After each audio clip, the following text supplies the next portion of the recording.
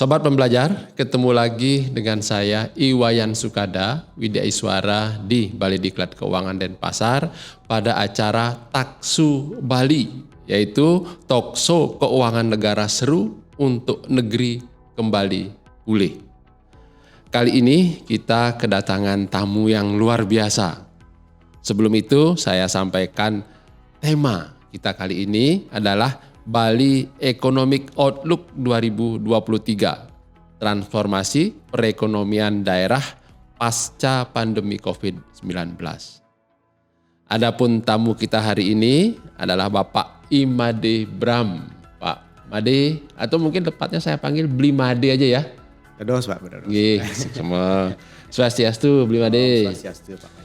Nah, Bli Made ini adalah nama lengkap beliau ya, nama lengkap beliau Imade Bram Sarjana SIP MPar MSc. Nah, jadi beliau ini mendapatkan 2 gelar S2 ya Pak Made. Iya kebetulan. Nah, SIP-nya ini beliau peroleh di Universitas Pajajaran, betul Pak Made? Tahun 2001. 2001. Iya. S2-nya Magister Pariwisata itu di Udayana, betul Pak Made? Wah, luar biasa. Itu di tahun 2006 gitu. 2006. Iya. Dan ada satu lagi Magister Science. Nah, itu dari Maastricht University. Benar Pak. Itu di mana itu Pak Made? Di kota Maastricht di Belanda. Oh, di Belanda. Oh ya, Belanda ya pada tahun 2010. 2010. Ya. Ya. Baik, Pak Made ini atau Bli Made Bram ini, beliau adalah seorang birokrat. Namun beliau juga adalah seorang peneliti. Betul Pak Made? Lebih tepatnya fungsional analis kebijakan. Oh, fungsional analis kebijakan. Kalau nggak salah sekarang udah madya Pak Made. Baru bisa. Baru madya, iya.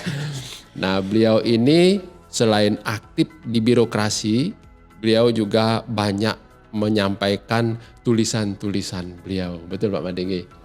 Banyak kegiatan penelitian yang beliau lakukan yang sudah dipublikasikan mulai dari tahun 18 itu ya Pak Made ya, 2018, Questioning the Decentralization System in Managing Public Sector Integrity gitu ya Pak Made ya. Benar Pak. Nah, itu di tahun 2018 dipresentasikan di Eropa Conference di luar negeri nih Pak Made. Kebetulan waktu itu acaranya di Nusa Dua Pak. Oh, di Nusa Dua. Iya. Namun di Nusa Dua. Ya. Dan banyak lagi ini terutama bekerja sama dengan UNUD. Pak Made. Iya. Salah satunya adalah tantangan digitalisasi UMKM. Ya, Pak Made ya, itu di tahun 2022. Ini kalau saya baca semuanya banyak sekali nih. Terutama di tahun 2022 itu ya. Mungkin karena masih pandemi Pak Made ya. Karena pandemi ada ide dan penugasan. Ya, untuk tidak berpanjang-panjang Pak Made. Nah, terkait dengan tema kita hari ini. Di situ kita mengambil tema transformasi perekonomian daerah pasca COVID-19. Ya. Mungkin Pak Made bisa memberikan pandangan Pak Made terkait dengan materi kita ini, tema kita ini. Ya, baik. Baik, terima kasih Pak Wayan. Jadi rekan-rekan semua yang menyaksikan acara ini. Jadi tema transformasi ekonomi sudah menjadi isu yang menghangat Pak ketika masa pandemi. Hal ini muncul karena adanya kesadaran bahwa Bali selama ini sangat tergantung dari pariwisata.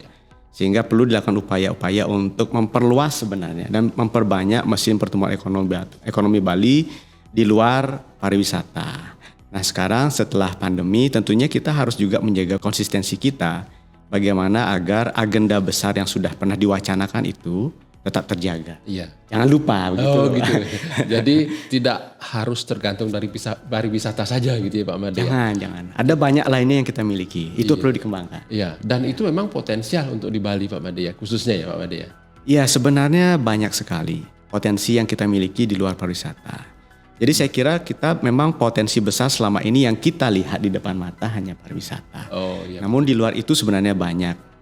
Dan kemarin sudah menjadi pelajaran bagi kita Pak Wayan. Jadi ketika pandemi orang harus berhenti bekerja di pariwisata karena kondisi. Akhirnya dia berdagang lah atau kembali ke kampungnya menjadi petani dan bisa bertahan seperti itu. ketika sebelum masa pandemi kita lebih banyak bertemu secara fisik.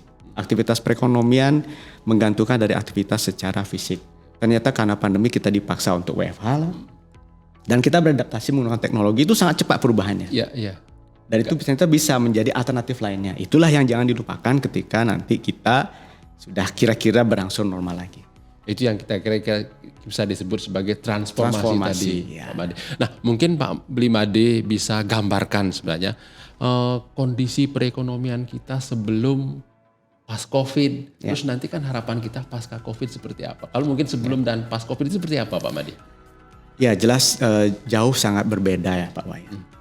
Jadi kalau kita lihat gambarannya sebelum masa pandemi itu everybody happy Pak. Ya. Everybody happy, semuanya tersenyum, tapi walaupun kita kadang-kadang sebel juga karena di tempat-tempat tertentu yang utamanya adalah daerah tujuan atau destinasi wisata selalu macet Pak. Kalau main ke Kuta pasti macet. Ketika pandemi hilang semua itu. Jadi kota hantu. Lega semua Pak. Jadi kota hantu. Itu suasana yang kita lihat.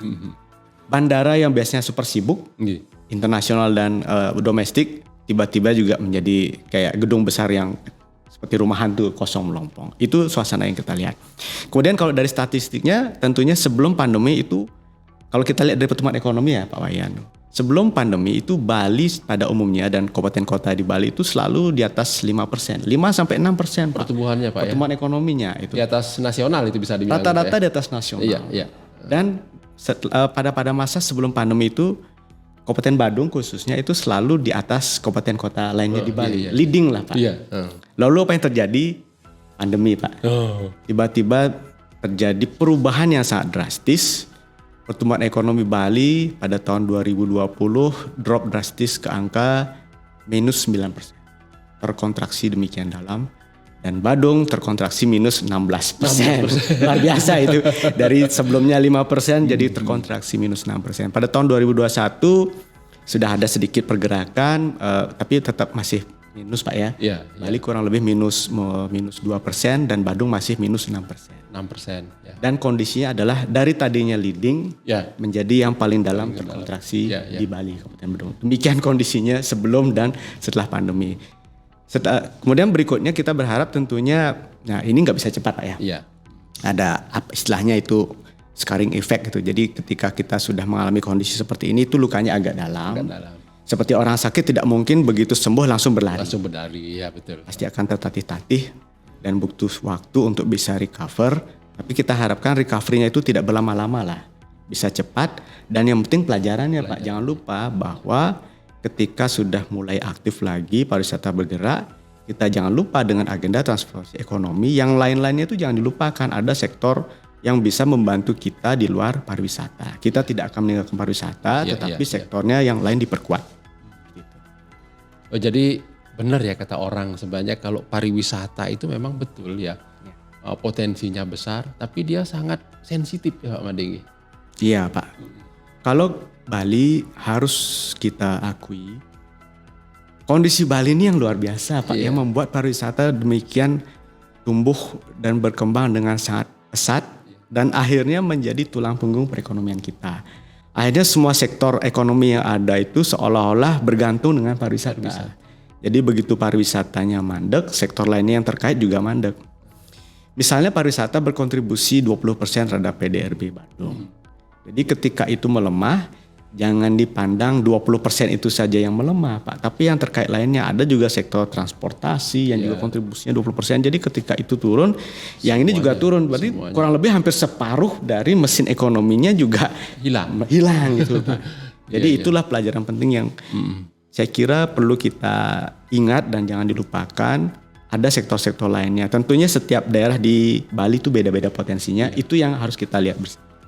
Dan sebenarnya kalau kita hanya mengandalkan pariwisata sudah terlalu banyak ya Pak pelajaran yang kita peroleh. Mulai dari mohon maaf nih kita flashback ke belakang, pernah ada bom Bali 1, 2, terus virus sekarang yang terakhir ini. Semua itu mengakibatkan itu tadi penurunan perekonomian ya Pak. Betul, ya. Begitu ya Pak ya. Betul begitu. Nah Pak Made